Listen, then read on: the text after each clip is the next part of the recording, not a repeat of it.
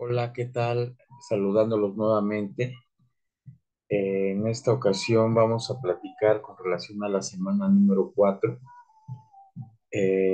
Vale la pena decirles que en esta semana se junta la unidad 4 y la unidad 5, por lo que hay que entender tanto el desarrollo como el cambio organizacional, que son las dos unidades en donde estamos llegando prácticamente casi al final del curso. Como es costumbre, permítanme unos segunditos en lo que les hago la presentación de apoyo para esta semana. Un segundo.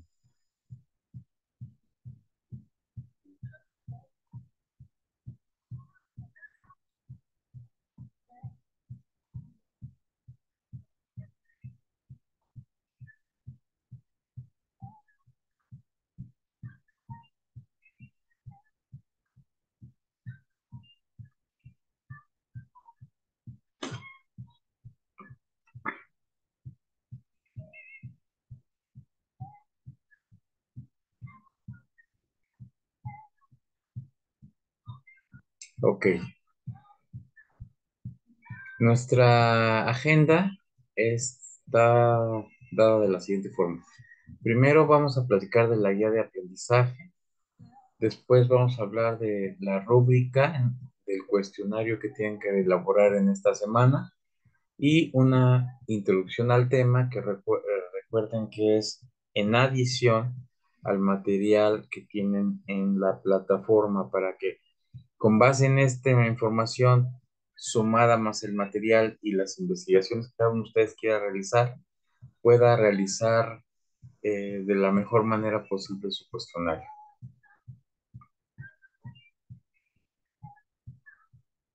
Como les comentaba, está enfocado a desarrollo organizacional como primera parte y en una segunda instancia al cambio organizacional.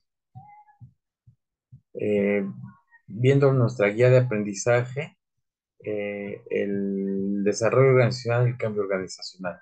Los objetivos que se buscan es aprender las generalidades de cada concepto que se presenta, comprender los modelos de desarrollo organizacional, entender la naturaleza del cambio organizacional, responder a los cambios en la organización, conocer las fases y ciclos de cambio.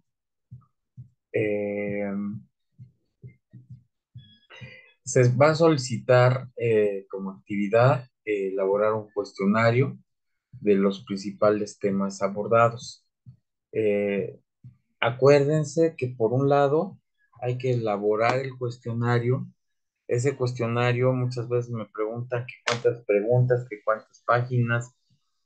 Mire, no se trata ni de cantidad, ni tampoco se trata de, pues, que sea muy simple. El cuestionario tiene que estar hecho en base a los materiales que ustedes tienen. Si los materiales abarcan 70 páginas, bueno, y si durante esas 70 páginas, en cada página hay un concepto, pues entonces hay que hacer cuando menos 70 preguntas. Si es 30 páginas, pues 30 preguntas, vamos, pero si dentro de la primera hoja o en alguna hoja hay tres cosas que se pueden preguntar, pues entonces esto nos eleva el número de preguntas. Entonces, por favor, sean objetivos en lo que ustedes quieran hacer, no sean muy simples. Hay trabajos que me presentan muy completos y hay otros trabajos que me presentan muy concretitos. Entonces, necesito que abarquen todos estos materiales. ¿Sale? Como siempre, cuidando la ortografía y siguiendo la rúbrica que se proporciona, ¿sí? O sea, si ustedes, vuelvo a reiterarles, antes de subir su trabajo, revisan su rúbrica y se califican, se autocalifican, es muy probable que no tengamos problemas.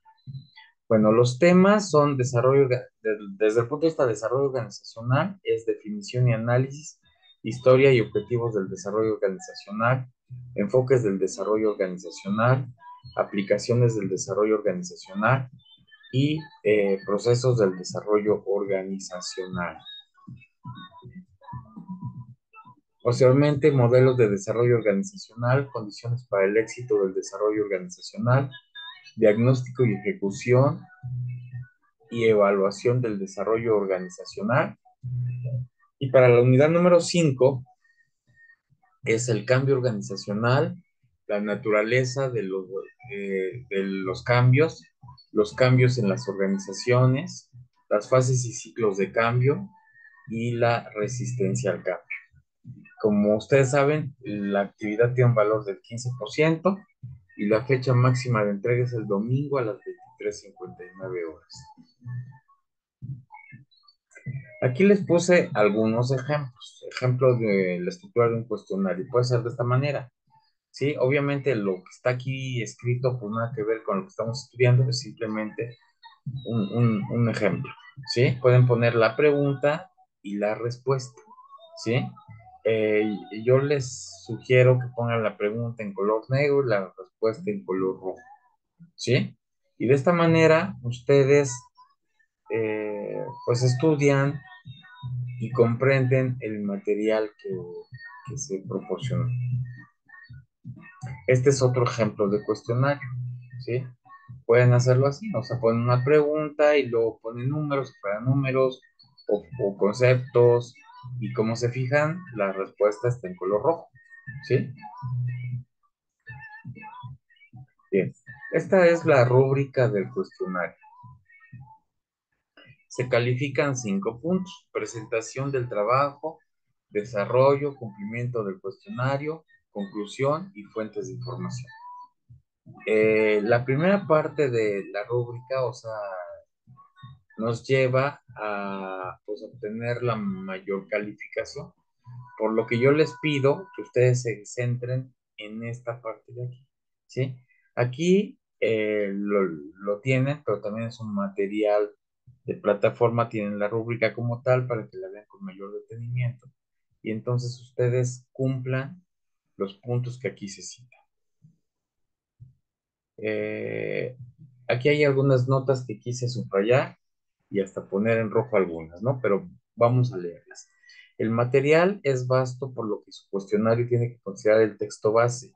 Debe de tener varias páginas, es lo que dije hace ratito. O sea, no me van a entregar un cuestionario con 10 preguntas cuando solamente abarca, pues a lo mejor la décima parte de todo lo que es el material. Ya les comenté, si el material son 70 hojas, pues mínimo tendría que haber 70 preguntas, ¿sí? Eh, sí y solo sí que en una hoja pues no fuera por rollo y no se dijera nada, pues bueno, entonces nada. Como también puede ser que en alguna hoja existan 2 o 3 cuestiones que sí se deben de comentar. Entonces, esa sería la forma bajo la cual poder hacer el cuestionario. Su cuestionario debe tener su respuesta, la cual debe de estar en rojo.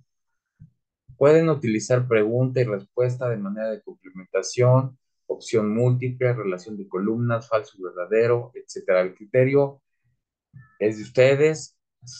Lo único que les pido es de que abarque todo lo que debe ser y que venga pregunta y respuesta y la respuesta en rojo. Y como dice en rojito aquí abajo, y muy importante, al final sus conclusiones y respuesta a la pregunta hecha en la presente semana. O sea, no se me vayan a confundir que como hicieron un cuestionario, pues ahí están muchas preguntas y ya como que no le hacen caso a la pregunta detonadora. Acuérdense que es la actividad, que es el cuestionario, su conclusión y su respuesta. ¿Sale? Bueno, vamos ahora a concentrarnos un poquitito en, en el tema central de lo que es esta semana y pues vamos a comprender un poco más del desarrollo organizacional. El objetivo del desarrollo organizacional es sobre el cambio y es dirigido hacia el mejoramiento de la efectividad empresarial. La aceptación de los empleados de la compañía es considerado como el factor básico que distingue a esta escuela.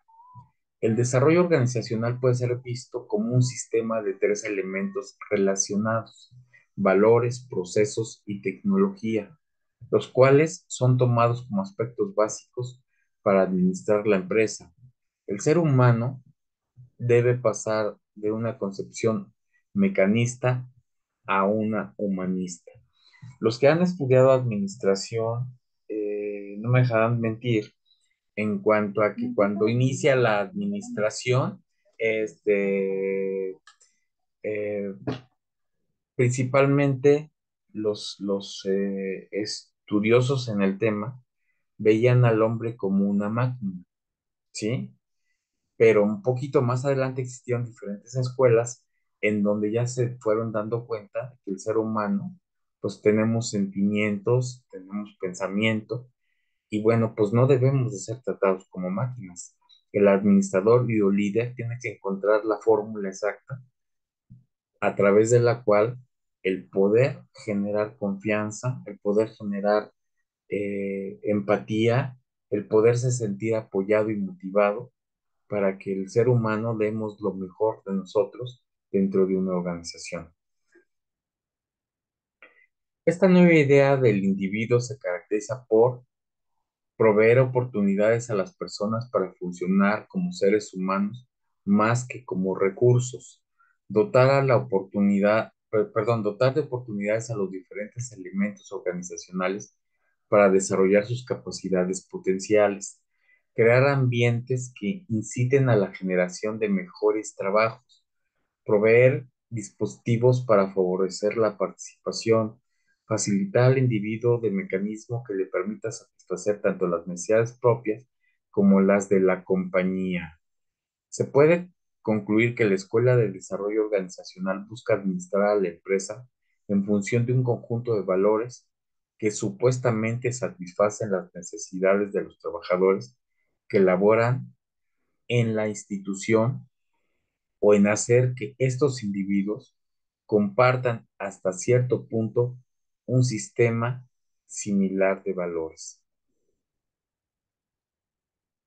La Escuela de Desarrollo Organizacional, para poder ser implementada dentro de las empresas, requiere de la utilización de tres procesos esenciales: la recopilación de información, el diagnóstico organizacional y la estrategia de intervención. Obviamente que para poder saber cómo se encuentra la empresa desde este punto de vista, pues tengo que tener información, debo de diagnosticarle para poder encontrar una estrategia.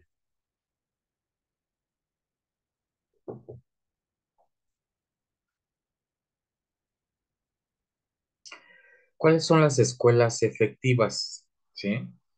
Liderazgo profesional, visión y objetivos compartidos, ambientes de aprendizaje, la enseñanza y el aprendizaje como centro de actividad, enseñanza con propósito, reforzamiento positivo, seguimiento de avances, derechos y responsabilidades de los alumnos o individuos, colaboración hogar, escuela, hogar, empresa, una organización para el aprendizaje y expectativas elevadas, ¿sí?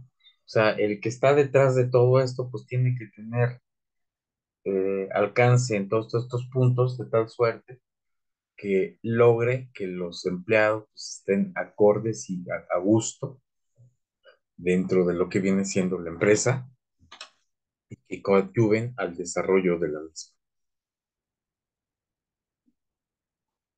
Por lo tanto, la Escuela del Desarrollo Organizacional busca incrementar la efectividad organizacional a través de un adecuado uso de las ciencias del comportamiento sobre los diferentes elementos que elaboran en la organización para alcanzar sus objetivos. Es- Esta escuela se enfoca en tres aspectos. Primero, nivel individual. Se, pre- Se pretende aumentar la confianza, la satisfacción y la autorrealización que el individuo debe experimentar en su trabajo dentro de la institución. Segundo, nivel de grupo. Se busca incrementar tanto el tipo de comunicación entre los miembros del grupo como el lograr que estos hagan de la responsabilidad y de la lealtad valores necesarios dentro del equipo, ¿sí? Debe haber una administración de las relaciones y creación de la lealtad, de tal suerte que exista confianza. Eso es fundamental. Mientras exista confianza, en donde todos demos credibilidad a los hechos y a las cosas que se hacen, todos vamos a confiar unos de otros y vamos a lograr los resultados, vamos a ir paso a paso, pero vamos a llegar a la meta final. Y tres, nivel de la organización. La participación de los integrantes del grupo en la solución de problemas que se presentan en la organización son primordiales, ¿sí? O sea, siempre hay problemas, pero también hay que encontrar soluciones, ¿sí? Es muy fácil eh, caer en un problema o tener un problema.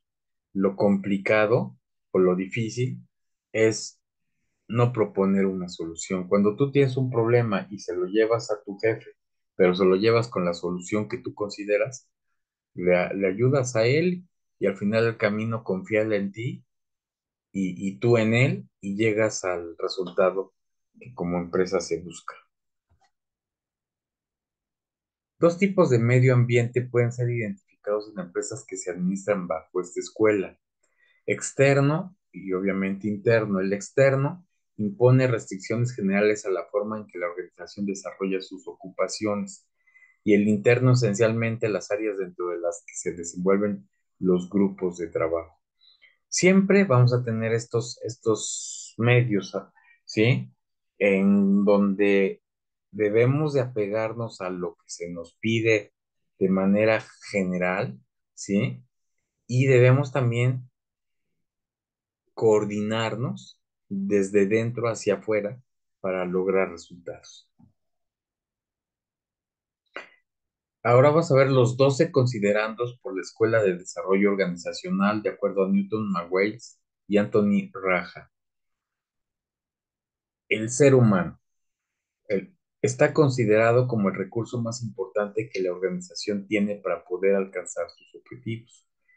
Eso todavía, ¿sí? Todavía los seres humanos somos el activo más importante y por lo mismo somos el activo al cual se nos debe de poner mayor atención, porque les vuelvo a subrayar, administrar es hacer las cosas bien a través de la gente, a través de los demás. Si yo, como administrador, tengo este equipo de trabajo y conozco las habilidades, cualidades, aptitudes eh, de cada uno de estos, pues obviamente debo de alcanzar resultados, siempre y cuando los sepa liderar, los sepa motivar, los sepa coordinar, los entienda, los escuche, los ayude, me involucre, pues obviamente los resultados deben de ser buenos. Dentro de esta escuela se puede distinguir dos tipos de personalidades: el cliente y el agente de cambio. El cliente, esta persona generalmente es representada por el individuo en quien recae el problema que la institución tiene. Y la agente de cambio es el ser humano que desempeña este papel. Debe de buscar constantemente estrategias para modificar las actitudes de las personas que laboran en la empresa, con el objeto de lograr la eficiencia para alcanzar los objetivos organizacionales. Siempre estamos dentro de una organización, muchas personas trabajando, y dentro de esas personas a veces somos clientes, a veces somos proveedores y a veces nosotros mismos somos el agente de cambio. A veces el cambio está en nosotros mismos para poder lograr algo. Tenemos que a veces luchar contra nosotros mismos para alcanzar ese beneficio. El 2, el medio ambiente. Está tomado como el factor que tiene la capacidad de dinamizar a la compañía. Sí, hoy en día, pues ustedes saben que esta parte juega un papel muy importante y en función al involucramiento de la empresa y los empleados en esto, pues es que la empresa y nosotros como empleados también estaremos jugando para el mismo rumbo. La motivación. El hombre considerado como un ente social, observa en el grupo el elemento que lo motiva y que le puede facilitar su participación dentro de la empresa.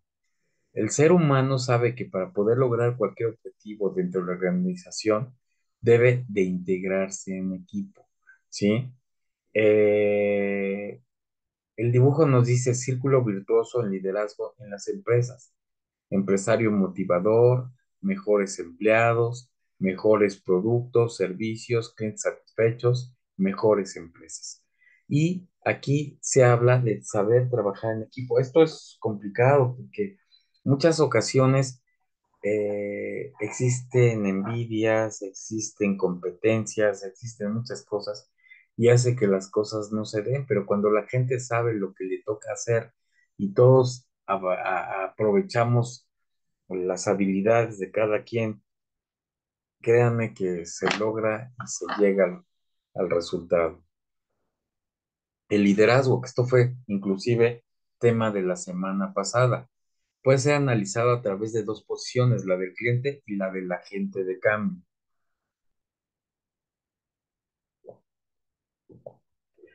El cliente, a nivel de la estructura formal, el liderazgo recae en los empleados que ostentan posiciones jerárquicas altas dentro de la empresa.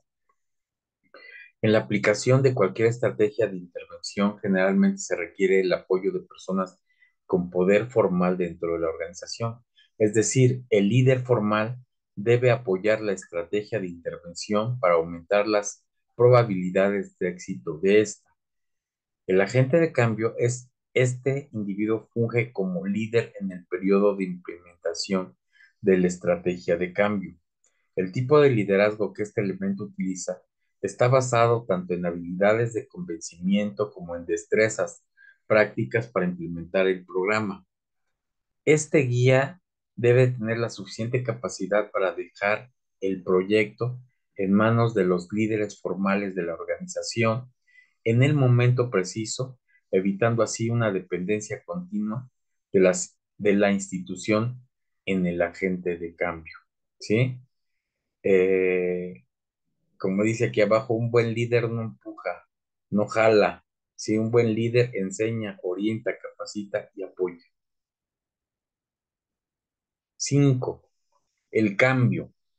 Es el elemento que principalmente caracteriza a la escuela de desarrollo organizacional. El cambio entonces es parte del proceso diario de los diferentes elementos que integran la organización. El cambio se puede analizar a través de tres diferentes elementos.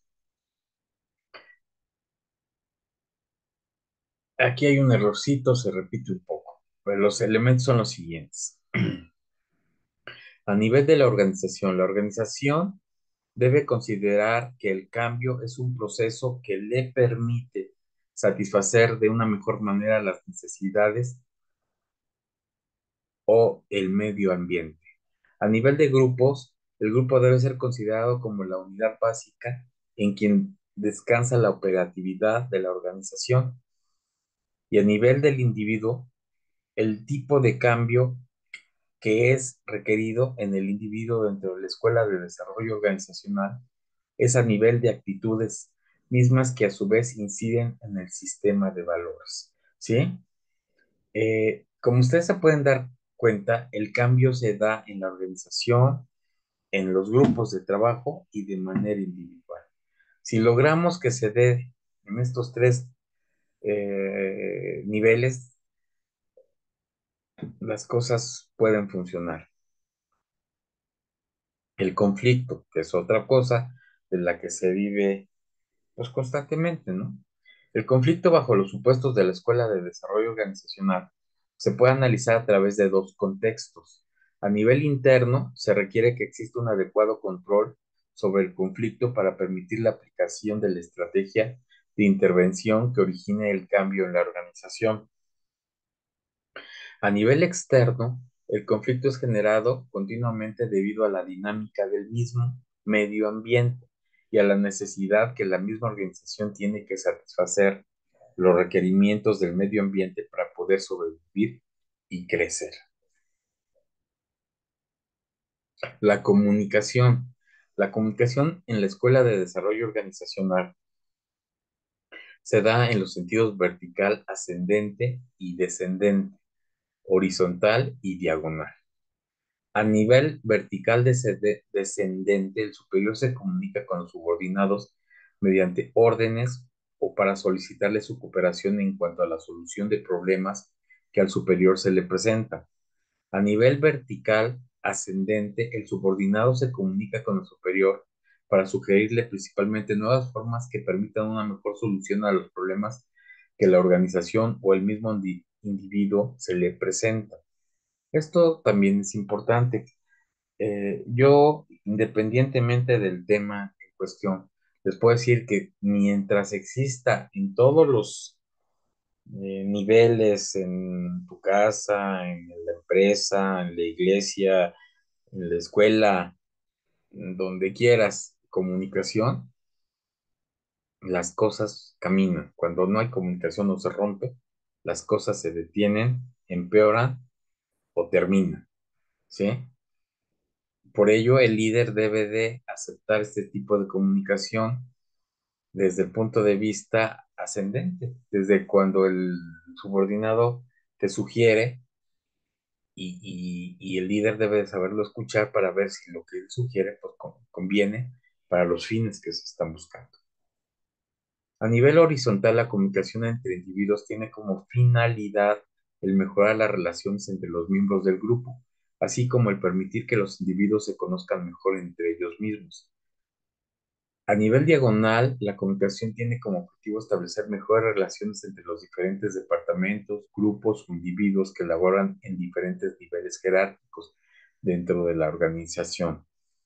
Comunicación horizontal, comunicación diagonal. También tenemos que ver el poder. El poder es un elemento necesario para implementar cualquier estrategia de cambio dentro de la organización. En el momento de la toma de decisiones sobre la implementación de cambio, se requiere que la persona que tome la decisión posea un alto cargo jerárquico dentro de la organización, cargo que a su vez se correlaciona con el poder legal o el poder legítimo. Posteriormente, la toma de decisiones. La toma de decisiones en la Escuela de Desarrollo Organizacional se realiza en diferentes niveles. A nivel cliente, el cliente es quien decide si es conveniente o no el implementar ciertas intervenciones dentro de la organización para producir cambios en la forma como son desarrolladas las funciones por sus elementos. A nivel de agente de cambio, en este nivel el agente de cambio define la técnica de intervención que a su juicio resulte más adecuada para solucionar la problemática que enfrenta la organización. A nivel de grupo, el grupo dentro de la Escuela de Desarrollo Organizacional está considerado como la unidad básica sobre la que se debe apoyar cualquier programa de intervención para generar un cambio dentro de la organización. La participación juega un papel fundamental ya que ante cualquier tipo de intervención se requiere la cooperación de los diferentes elementos de la institución. El individuo participa a través de los grupos. La organización es observada a través de la forma en que los individuos, los equipos y los departamentos se comportan ante el cambio producido en la institución resultante de su interrelación con el medio ambiente. La eficiencia se mide a través de la manera como las personas, los grupos y los departamentos se adaptan a las condiciones cambiantes del medio ambiente. Eficiencia, capacidad de reducir al mínimo los recursos usados para alcanzar los objetivos de la organización, hacer las cosas bien. Dentro de esto,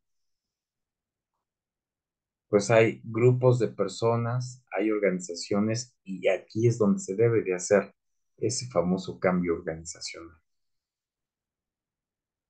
El cambio organizacional es un conjunto de estrategias organizacionales planteadas ante la necesidad de un cambio y basadas en la visión de la compañía. Como ustedes se fijan, estamos partiendo del desarrollo organizacional para estar entrando al cambio organizacional.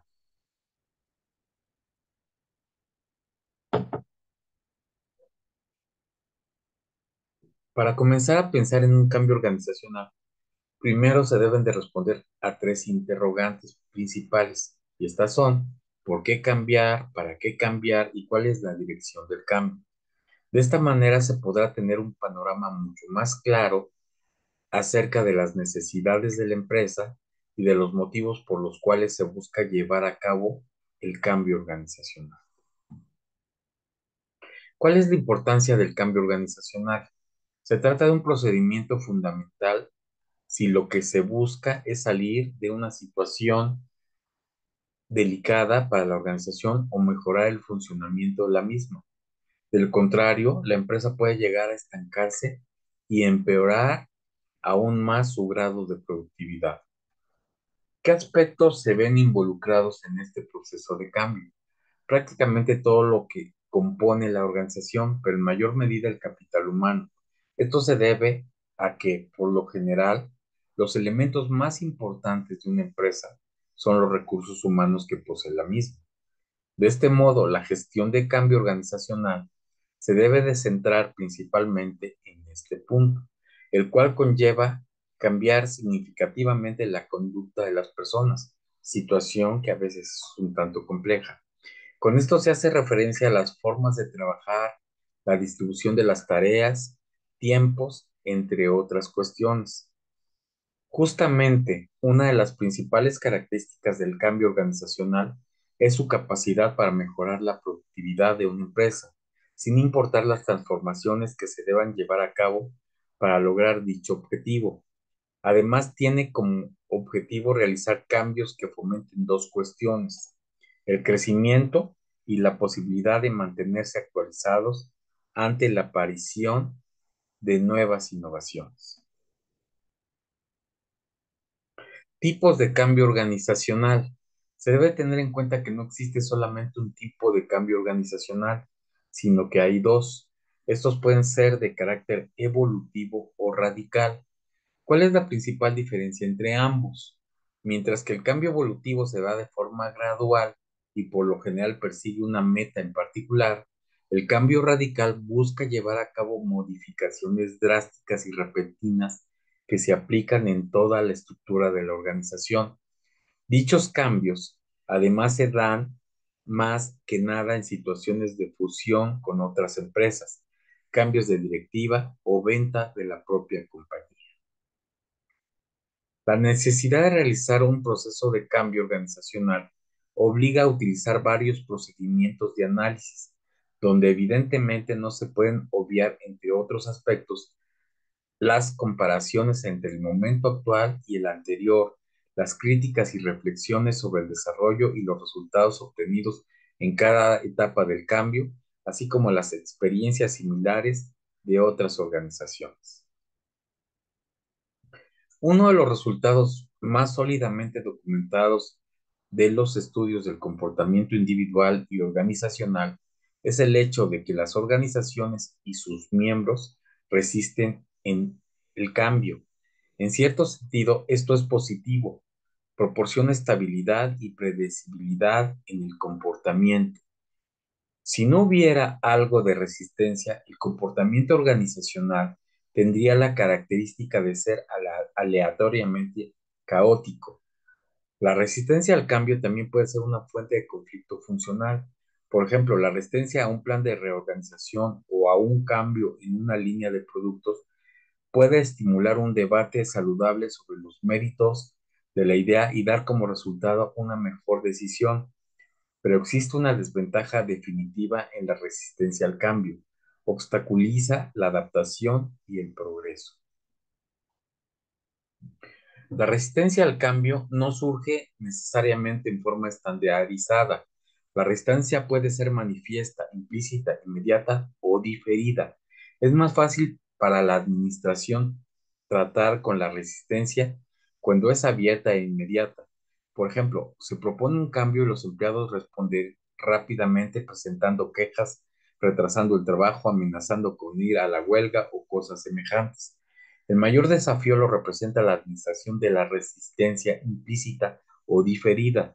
Los esfuerzos de la resistencia implícita son más sutiles: pérdida de lealtad para la organización, pérdida de motivación para trabajar, mayor número de errores o equivocaciones, mayor ausentismo por enfermedades y por lo tanto más difíciles de reconocer. De manera similar, las acciones diferidas enturbian el vínculo entre la fuente de la resistencia y su reacción a la misma. Un cambio puede producir lo que parece solo una reacción mínima en el momento en que se inicia, pero luego la resistencia sale a la luz semanas, meses o hasta años después, o un solo cambio que en sí y de por sí puede tener poco impacto se convierte en la gota que derrama el vaso. La reacción al cambio puede acumularse y luego explotar en algunas respuestas que parecen totalmente fuera de proporción a la acción del cambio que se sigue. Desde luego, la resistencia simplemente se ha diferido y almacenado. Lo que surge es una respuesta a una acumulación de cambios anteriores. Conclusiones.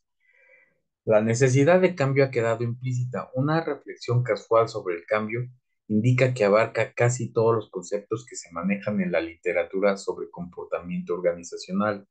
Hay que pensar en liderazgo, en la motivación, en el ambiente organizacional y en los papeles. Es importante pensar en estos y otros conceptos sin investigar acerca del cambio.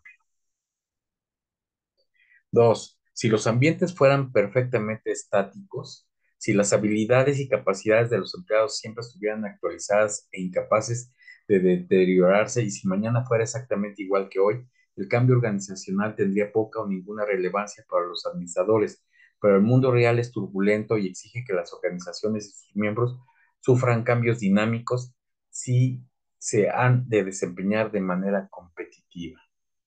Tres, los administradores son los principales agentes de cambio en la mayoría de las organizaciones por las decisiones que toman y su comportamiento al modelar los papeles pueden configurar la cultura de la organización ante el cambio. Y finalmente, el progreso y el desarrollo son imposibles si uno sigue haciendo las cosas tal como siempre las has hecho. Why, die. Con esto termino de compartirles y simplemente me resta desearles una buena semana, que concluyan sus trabajos que están subiendo en este momento y que la inicien esta semana con un excelente cuestionario. Hasta la próxima. Muchas gracias y hasta luego.